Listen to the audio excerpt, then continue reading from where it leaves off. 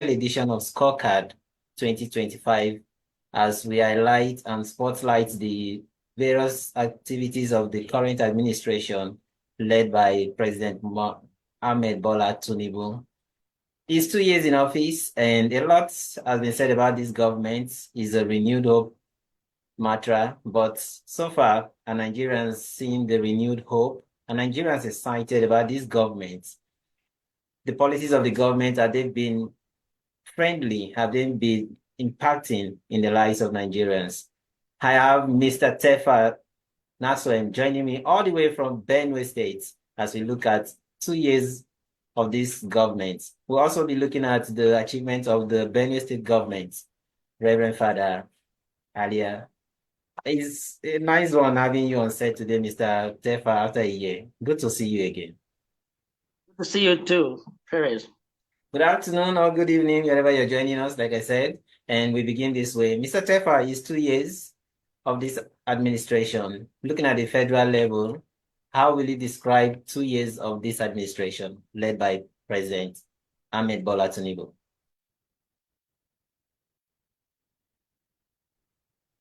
Thank you very much for having me. President Ahmed Bola Tinubu came on board with the renewed hope agenda, meaning repositioning Nigeria for the common good. Unfortunately, he began on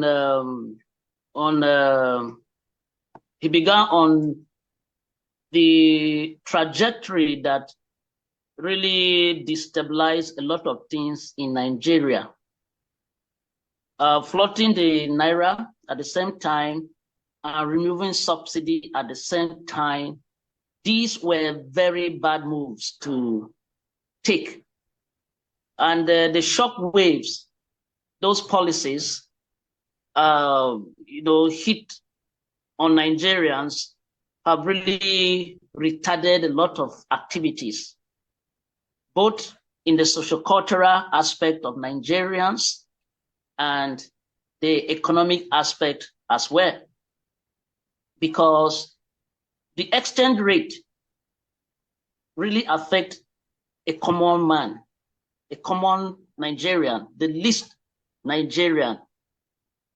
At the grassroots level, when the exchange rate is being affected, it has a ripple effect. When the exchange rate increases, prices of goods also increase and services. Because I remember going to the market to buy a couple of things, and the traders there told me that dollar has increased. So the exchange rate, so what they bought 2,000 cannot be sold in that manner again. So I had to add something to buy. So it really affected the common Nigerian, and the subsidy removal affected the energy sector in a way that a lot of people could no longer travel for essential duties, not for pleasure. I saw people who had cars, parked their cars that would have been used to run around for business purposes, but they couldn't do that, not because they needed the movement for pleasure. No, so it affected a lot of businesses. Some businesses, closed. A lot of businesses closed, especially at the micro level. You have the micro economy and the macro economy.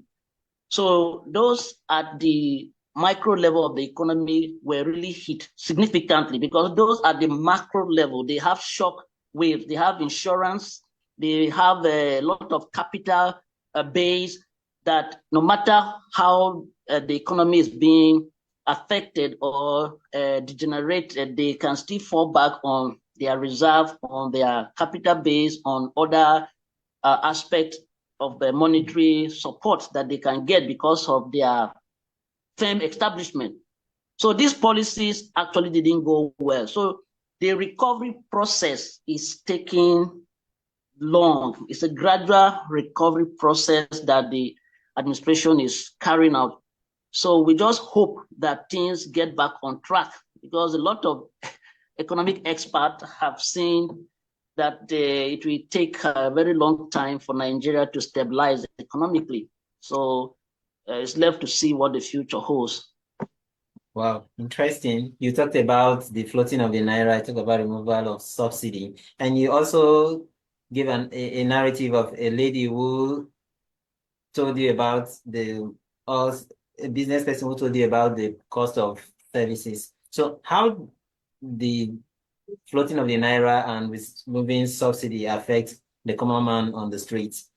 Someone that is into selling of yam, plantain, banana, these are things that are locally produced down here. How does dollar affect fufu in the market?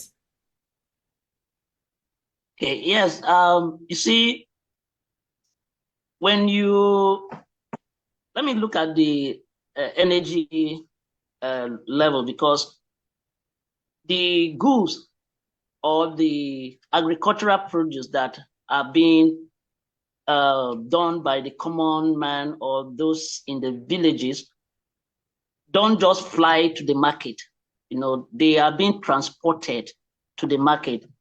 And if the cost of transporting your produce from point A to the market square was 500 naira when fuel was sold at 100 or at 250 naira per liter.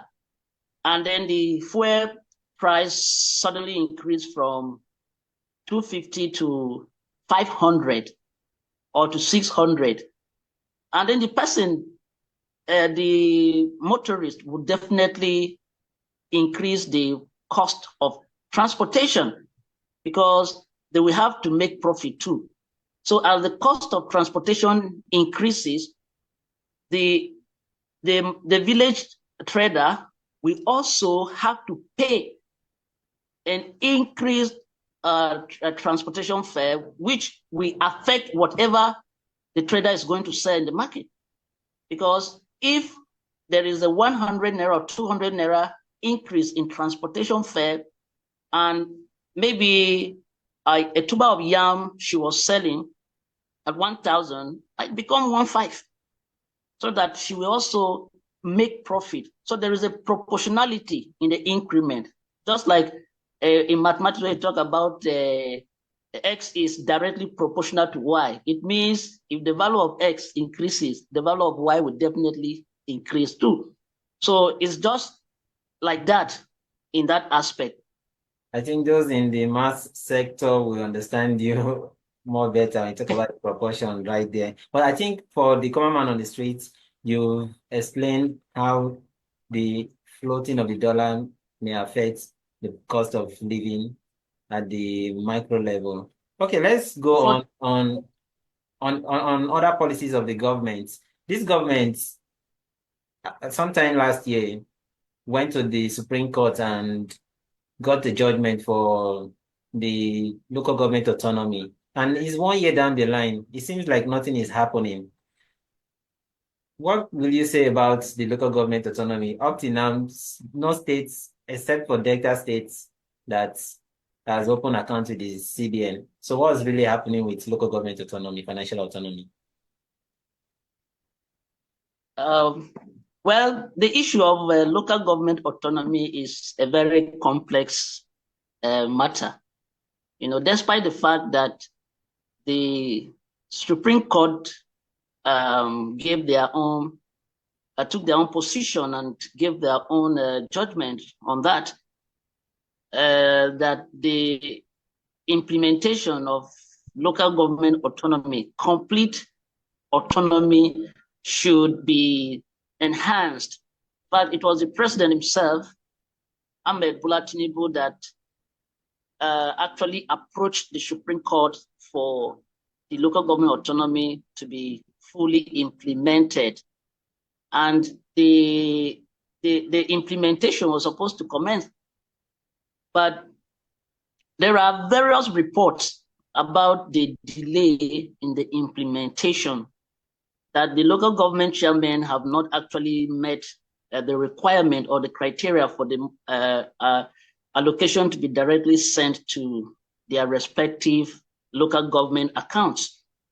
And the reports from the mainstream media had it then that the CBN policies were too stringent for local government to meet. So they are trying to see how they can meet such policies that the central bank brought. I think they're talking about 2-year edit that they should bring an edited account for the past 2 years. And then talking about other requirements that should be made about opening an account with them. So there are processes that will require that to happen. Although there are accusations that the governors of these, the governors in the states where these local governments are domiciled are not actually in support of the autonomy. Some governors, not all, are not actually in support. So they also have a hand in trying to frustrate the implementation of the autonomy because of how they have been using that as a conduit pipe to siphon money. So some governors that are not interested in the development of their states, only interested in siphoning state funds, embezzlement, would actually not want that to be implemented, because if that happens, they will not be able to actually achieve their selfish interest. So for that reason, it has led to the delay to this level. I believe that there are forces behind the delay, not just on the part of the chairman, but there are some governors who I strongly believe are not in support of that and might be doing everything possible to frustrate the local government to have full autonomy. That's a good one, and that will make me to ask you the question. You are from Benue State, and looking at the fact that you are in support of the current administration in Benue State, so will you say the governor is part of those frustrating the local governments not to have the autonomy?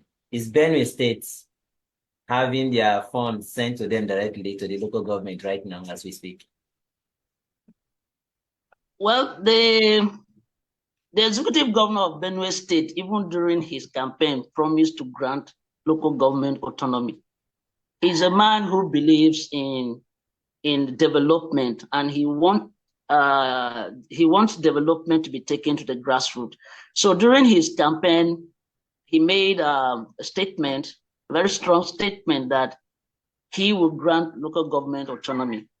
And then when he was elected and he came on board, he realized that the decision to do that fully was not vested in the hands of the governor, that it has to be interpreted. The constitution was needed to be interpreted again.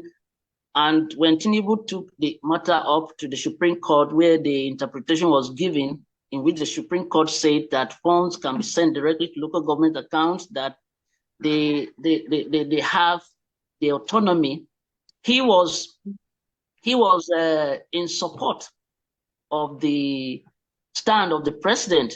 So he didn't stand against it, because he had already supported that even before he was elected. So whatever decision the president takes on issues concerning that, he supported it. So whatever is delaying the implementation in Benue State may be on the side of the chairman. Maybe they haven't met the stringent policy the CBN has actually brought on, which may be a factor delaying. What would be that stringent that will make the chairman not to meet up the requirements? Okay, the Supreme Court has given a judgment that these funds should be sent directly to the local government accounts, and having audit for 2 years, like what one of the reasons you just highlighted, a lot of people will feel that, like you said, there are external forces that may be preventing these things from happening. So why is the president not taking the action of maybe withholding these funds, just like what we saw in River State? The Supreme Court has given a judgment that there was no government in River State, then the president has to declare state of emergency. Why can't we have that kind of energy at the local government level to make sure that these local government chairmen open accounts with the CBN? Why are we not having that? Okay, go on. The issue of the delay in the implementation of the autonomy, the person that has the power to ensure that everything goes the way it ought to go is the president of the Federal Republic of Nigeria, Ahmed Bola Tinubu. So why are we not having that? Well, it is reason best known to the president, because if he could declare a state of emergency in Rivers and things could work the way he wants, then it means if he really wants local government autonomy to actually work, he has the power to also do same. And so that, whatever and that brings me to the question here that a lot of political analysts says that the president may be using the local government autonomy to negotiate his second term agenda with the governors. That's why he's not taking a stance to make sure that this thing is implemented. Do you share that lie with political analysts? Am I putting you in the hot seat? The president, I mean the political analysts or experts that said that may not be far from the truth, though, because politics is a very complex game. It is a game that is played with so many factors. At times, some people are used as sacrificial lambs in the game of politics. Toes are stepped upon, compromises are made to achieve certain goals, especially when those goals are at the detriment